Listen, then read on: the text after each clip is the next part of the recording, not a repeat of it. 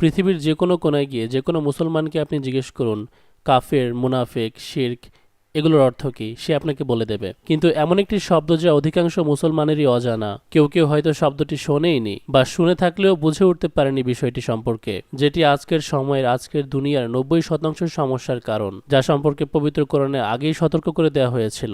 আমরা হয়তো নজরেও আনিনি বা সে বিষয় নিয়ে চিন্তাও করিনি। আজকে আমি আপনাদেরকে পুরো বিষয়টি বোঝাবো। প্রথমে আমরা সূরা বাকারার 256 নম্বর আয়াতের দিকে নজর দেব, যেখানে বলা হচ্ছে দিনের ব্যাপারে কোনো জবরদস্তি বা বাধ্যবাধকতা নেই, নিঃসন্দেহে হেদায়েত গোমরাহি থেকে পৃথক হয়ে গেছে। এখন যারা গোমরাহকারী তাগুতদেরকে মানবে না এবং আল্লাহতে বিশ্বাস স্থাপন করবে, সে ধারণ করে নিয়েছে সুদৃঢ় হাতল যা ভাঙবার নয়, আর আল্লাহ সবই শুনেন এবং জানেন। এখানে লক্ষ্য করলে দেখবেন একটি শব্দ তাগুত ব্যবহার করা হয়েছে, কিন্তু প্রশ্ন হলো কি এই তাগুত? Now we are in the age of taghut.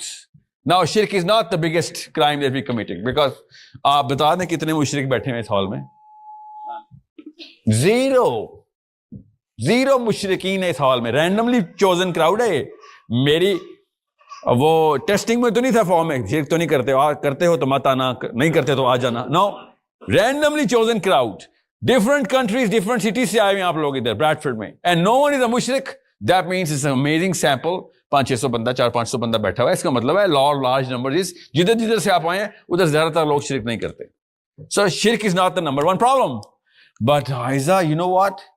All the people that are here, all the people are committing taghut. That's the problem. সম্প্রতি পাকিস্তানের সাহিল আদিম নামক একজন প্রিচার বা রিসার্চার এই বিষয়টি নিয়ে বেশ আলোচনা করেছেন।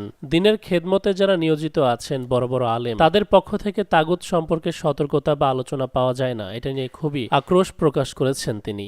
আমি বলবো এটি শুধু পাকিস্তানের নয় বা বাংলাদেশ, ভারতের নয়, গোটা বিশ্বের একটি সমস্যা, যা নিয়ে বিশ্বের মুসলমানেরা সচেতন নয়। তুমি কি তাদের দিকে চেয়ে দেখোনি যারা ভান করে যে তারা বিশ্বাস করে যা তোমার কাছে অবতীর্ণ হয়েছে ও যা তোমার পূর্ববর্তীদের কাছে অবতীর্ণ হয়েছে?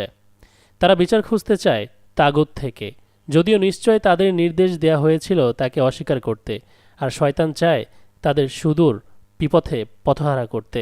এক ধরনের মানুষ যারা সৃষ্টিকর্তায় বিশ্বাস করে দাবি করার পরেও তাগুতের কাছ থেকে বিচার খুঁজতে চায়, যে তাগুতের সাথে আল্লাহ তাআলা শয়তানের পথের কথা যুক্ত করে দিয়েছেন এই আয়াতে।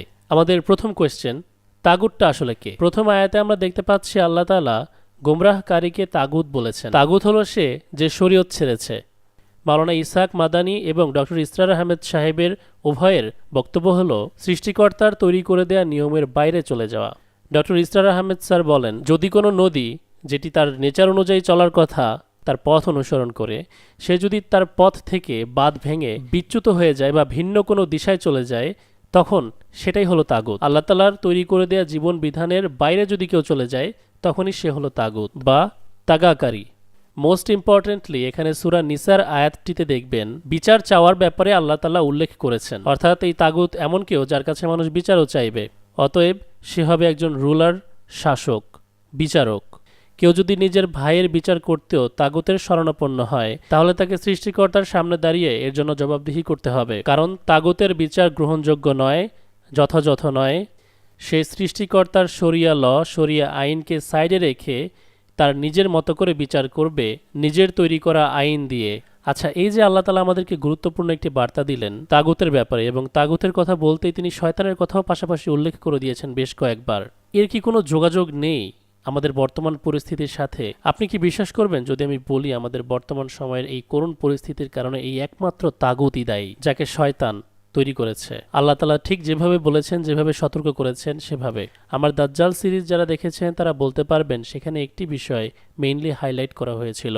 নাইট টেম্পলার যারা, নাইট মূলত বলা হতো খ্রিস্টান সোলজারদেরকে, যারা যীশু খ্রিস্টের জন্য নিজের জীবন উৎসর্গ করতে প্রস্তুত, এবং তারা সংগঠিত হয়েছিল সুলেইমানের টেম্পলকে ঘিরে। এই যে নিমিষেই পাদ্রির আদেশে যিশুর জন্য নিজের জীবন দিয়ে দেওয়া, এরকম ধর্মপ্রাণ খ্রিস্টানরা কিভাবে শয়তান পূজারী হয়ে উঠল? তাদের ব্যাপারে বিশাল ইতিহাস রচনা হয়েছে যে তারা শয়তানের পূজা করেছে, তাদের থেকে ফ্রিমেসন্স এসেছে এবং ইলুমিনাতির সংগঠন তৈরি হয়েছে। ইভেন এখনো অনেকে দাবি করে যে নাইট টেম্পলার্সদের থেকে ইলুমিনাতি এসেছে। কিন্তু খ্রিস্টান ধর্মের মধ্যে থেকে শয়তানবাদ কিভাবে আসতে পারে? শয়তানবাদের অর্ডার কিভাবে তৈরি হতে পারে? মূল সমস্যায় ছিল আসলে এই খ্রিস্টানদের পথ নির্দেশনাকারী, সে ছিল তাগুত।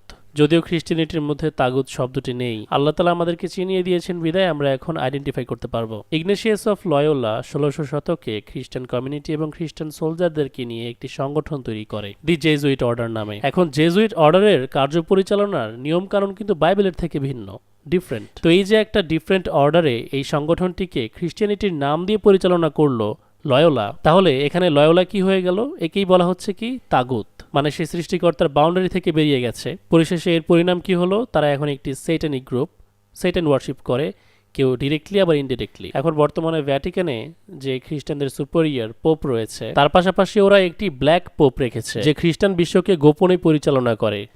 এখন তাদের সর্বোচ্চ ধর্মীয় গুরু। এই তাগুত যখন খ্রিস্ট ধর্মের সুপেরিয়র পার্সন হয়ে গেল, তখন সেই ধর্মের অনুসারীদের মধ্যে ধর্মীয় ব্যাপার স্যাপার কতটুকুই অবশিষ্ট থাকবে, এবং সেটা আমরা বর্তমান খ্রিস্টান বিশ্বের দিকে তাকালেই বুঝতে পারছি। তাগুতের হাতে ধর্মীয় ক্ষমতা যাওয়ার ফলে এলজিবিটিকিউ সহ বাইবেলে থাকা বিভিন্ন নিষিদ্ধ বিষয়ের উপর চর্চা করতে বিনা বাধায় খ্রিস্টান বিশ্বকে দেখা যাচ্ছে।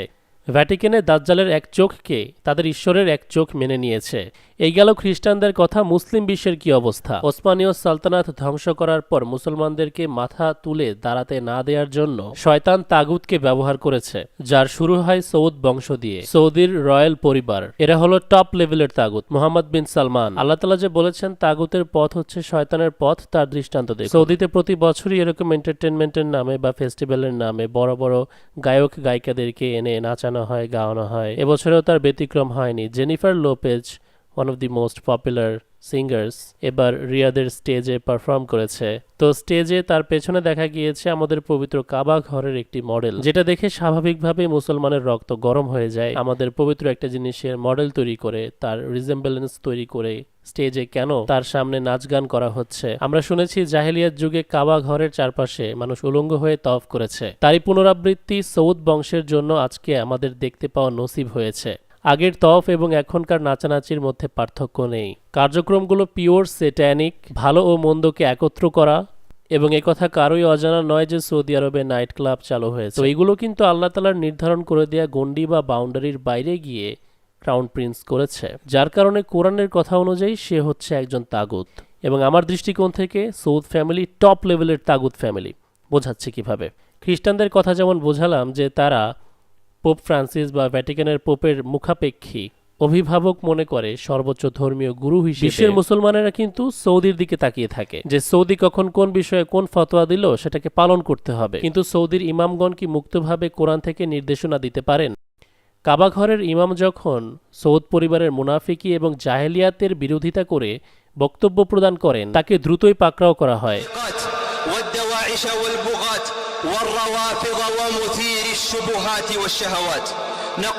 ওনার কথার অনুবাদ যদি আমি করি, উনি বলছেন যে মিম্বরে দাঁড়িয়ে আমি ঘোষণা দিচ্ছি মুসলিমরা যেন মুনাফিক পুরুষ, নারী এবং লিডারদের থেকে সতর্ক থাকে, যারা পশ্চিমা সভ্যতায় বেড়ে উঠেছে, তাদের থেকে, পশ্চিমা শত্রুদের থেকে, ধন সম্পদের লালসা থেকে নিজেদেরকে রক্ষা করো।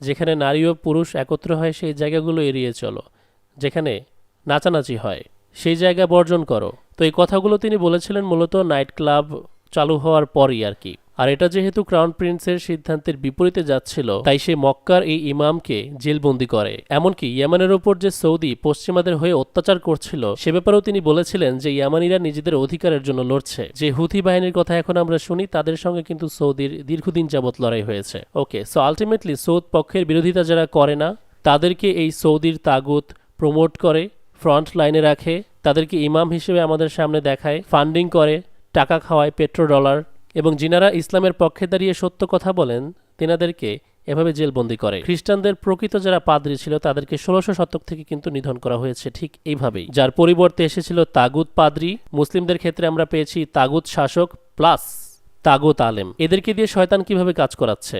ওসমানীয় সালতানাত ধ্বংস হওয়ার পর মুসলমানদেরকে সান্ত্বনা দিয়ে এই মুসলিম দেশগুলোর মধ্যে ব্রিটিশরা কিছু তাগুত সরকারকে বসিয়েছে, যারা নামে ছিল মুসলমান কিন্তু কাজের দিকে পশ্চিমাদের দালাল। তো এই তাগুত যখন শাসন করছে আমাদেরকে পশ্চিমাদের হয়ে, ইসলামের আইন ছেড়ে নিজের মন মর্জি আইন দিয়ে পশ্চিমাদের ফেভারে, এই ব্যাপারেই কিন্তু আল্লাহ তাআলা বলেছেন কোরআনে। এই শাসকদের ব্যাপারেই আল্লাহ তাআলা আমাদেরকে কিন্তু সতর্ক করেছেন। তো এই শাসকেরা আমাদেরকে যেটা করে, পশ্চিমাদের হয়ে একদিক থেকে আমাদেরকে শাসন করে বা ইনডিরেক্টলি শয়তানের হয়ে আমাদেরকে শাসন করে, সেই শাসনকে যেন কেউ আবার প্রতিহত না করতে পারে সেই জন্য নিজস্ব কিছু পেইড চামচা রাখে যাদেরকে আমরা আলেম নামে চিনি, কিন্তু তারা আলেম না। ওই আলেমদেরকে দিয়ে যুবকদের মগজ ধোলাই করে এই বলে যে শাসকের বিরুদ্ধে যুদ্ধ করা বা বিদ্রোহ করা জায়েজ নেই। শাসক যতই খারাপ কাজ করুক না কেন, সে তো মুসলমান, সে শিরক করছে না। শিরক ব্র্যান্ডিং করে, বিশেষ করে সৌদি থেকে এই ফতোয়াগুলো আসে। এই ওয়াহাবিরা বলে শিরক না করলেই চলবে, শিরক নিয়ে এরা এতটাই সিরিয়াস, বাকি সবকিছু জায়েজ হয়ে যায়। এরকমই তাগুতের লেসপেন্সার আমি একটু দেখাই, আপনারা বুঝতে পারবেন তাহলে। ইহুদিদের মধ্যে এখন কেউ শিরক করে না, বড় আশ্চর্যজনক জিনিস। অর্থাৎ তারা ইহুদিদের মধ্যে আপনি সেখানে এখন কোনো মূর্তি পূজা দেখবেন না, ওদের দেশে কোনো মূর্তি পূজা নেই। আর নিয়মও আছে, যে জাতি মূর্তি পূজা করে না তাদেরকে দ্রুত থামিয়ে দেয়া যায় না। এই জন্য তারা আজ অনেক বেশি শক্তিশালী হয়ে গেছে। শিরক অনেক বড় একটা বিষয়, কিন্তু শিরক একমাত্র বিষয় ইসলামে নয়। আল্লাহ তাআলা যে তাগুতের কথা বললেন সেটার কি হবে? তাগুতের তাগা করার ফলে, রবের সিদ্ধান্ত ছেড়ে অন্যত্র সিদ্ধান্ত গ্রহণ করার ফলে আজকে ইসরায়েলের উপর রকেট মারলে সৌদি এবং জর্ডান কিন্তু সেগুলো আটকাচ্ছে। তো এই মানুষগুলো যে তাগা করে একদম ইসলামের অপোজিশনে গিয়ে দাঁড়িয়েছে, এটা কিন্তু ছোটখাটো বিষয় নয়। ফিলিস্তিনের পাশে একটা আরব দেশ কেন নেই? মুসলিমরা সাফার করছে কেন? তারা আজকে হেল্পলেস, কারণ আশেপাশে সবাই তাগুত আর শিরক নিয়ে ব্যস্ত। হ্যাঁ, ইসলাম যদি পরিপূর্ণ জীবন ব্যবস্থা হয়ে থাকে তবে এই সমস্যার সমাধানের কথাও উল্লেখ থাকার কথা ছিল, যেটা আছে। কিন্তু আমাদের আলেমরা কেন বলে না? ইসলাম প্রশ্ন করেছেন আমাদের দেশে মোহাম্মদ সালমান সৌদির রাজ পরিবার নিয়ে সমালোচনা করে এটা জায়েজ কিনা দয়া করে জানাবেন। আসলে একটি গুরুত্বপূর্ণ প্রশ্ন করেছেন আপনি। আমার দেশের মানুষ নিজের খবর নাই, নিজের ইমানের খবর নেই, নিজের অবস্থার খবর নেই, দেশের খবর নেই। আরেক দেশের সমালোচনা আমরা কিন্তু খুব ভালোই পারি। কেউ কেউ দেখবেন এই দেশ থেকে সালমানের 14 গোষ্ঠী উদ্ধার করছে গালিগালাজ দিয়ে, তার পরিবার গালি দিচ্ছে। মনে রাখবেন, আপনি যা যা গালি দিচ্ছেন এগুলো সবই আপনার বিরুদ্ধে যাবে। আপনি এইটা যাই করেন না কেন আপনি বিরুদ্ধে যাবে, কারণ আপনাকে তাকে সংশোধনের দায়িত্ব কিন্তু আপনার নয়, তার দেশের মানুষের। আপনি যাকে সংশোধন করতেও পারবেন না, নসিহতের কারণ নয় এটা, এবং আপনার এটা তার কাছে যাবেও না। প্রশ্ন আসতে পারে যে এরকম যারা নামধারী আলেম রয়েছে তাদের ব্যক্তিগত স্বার্থ কি থাকতে পারে? ওয়েল, এই সমস্ত মানুষ অলওয়েজ সৌদি থেকে ফেভার পেয়ে থাকে। যেমন এই ব্যক্তির সৌদির সাথে খুব ভালো সম্পর্ক। তাফসিরুল কোরআন যখন তিনি লিখেন তখন কিং ফাহাদ কোরআন প্রিন্টিং প্রেস থেকে তা পাবলিশ করা হয়। এনাদের মতো ব্যক্তিদেরকে আলেম ভেবে যদি আপনি জিজ্ঞেস করেন সৌদ ফ্যামিলির বিরুদ্ধে খরচ করবেন কিনা, বিদ্রোহ করবেন কিনা, তাহলে কি এনারা অনুমতি দেবেন? যদি তা জায়েজও থাকে, তার স্বার্থ যদি না থাকে, তাহলে ইসলামে এর অনুমতি থাকলেও তা আপনাকে প্রদান করা হবে না। তাহলে কি দাঁড়ালো? এটাও একটি তাগুত, সে তার গণ্ডি থেকে বেরিয়ে গেছে, আল্লাহ তাআলার নিয়ম ছেড়ে সৌদির নিয়মকে আঁকড়ে ধরেছে। তো এই আলেমগুলো কি করে? আমাদের যুব সমাজদের মগজ ধোলাই করে। ইলুমিনাতি যখন পুরো বিশ্বকে শাসন করতে চাচ্ছে, শয়তানের এজেন্ট পুরো বিশ্বে শাসক হিসেবে নিযুক্ত করে, যারা নামে নিজেদেরকে মুসলমান দাবি করলেও ইলুমিনাতির গোলাম, এই গোলামদেরকে রক্ষা করার জন্য আবার এই যে এই ধরনের আলেমদেরকে প্রতিটা দেশে বসিয়ে রাখা হয়েছে, যেন আমরা পুনরায় আমাদের সাম্রাজ্য, ইসলামিক সাম্রাজ্য পুনর্গঠন না করতে পারি। তাগুত সরকারের বিরুদ্ধে যেন যুবকেরা না দাঁড়াতে পারে, সেজন্য হাদিসও ব্যবহার করে এই লোকেরা। বলে জালেম শাসকের বিরুদ্ধে ধৈর্য ধারণ করা হচ্ছে উত্তম। হাবশী কৃতদাসকেও যদি শাসক নিযুক্ত করা হয় তার আনুগত্য করতে হবে, কিন্তু হাদিসের নিচে লেখা আছে যদি সে কোরআন দিয়ে শাসন করে তবে। কোনো তাগুতের আনুগত্য করতে আল্লাহ তাআলা বলেননি। मगर तागूत की जिद तौहीद नहीं है। तागूत की जिद जो है वो मेरा दीन है। दीन जहां अल्लाह का सिस्टम आएगा उसके खिलाफ तागूत आएगा, याद रखिएगा। यहां तक कि अल्लाह ने अल्लाह का लफ्ज इस्तेमाल किया कि अल्लाह एक तरफ अल्लाह, दूसरी तरफ तागूत। तो तागूत की जिद समझ आ रही है कि तागूत असल में क्या चीज। ये स्पेसिफिक्स में जाना, इन माइक्रो डेफिनेशंस देना, इससे कुछ नहीं होना। समझाएं सबको, तमाम उलमा के नाम से मेरी दरख्वास्त है, समझाएं पाकिस्तान का निजाम इस वक्त जो है वो तागूत है। ये बताएं ना, ये क्यों नहीं बताते? पाकिस्तान का कानून। কিন্তু সৌদির হুকুমত মানুষদেরকে কোন দিকে ফোকাস করিয়ে রেখেছে? শিরক, শিরক, শিরক, মাজার শিরক, মাজার শিরক, শিরক করো না। অথচ ওরা তাগুত, এবং এই তাগাকে আমাদের সামনে কোনো ম্যাটার হিসেবেই তুলে ধরা হয়নি।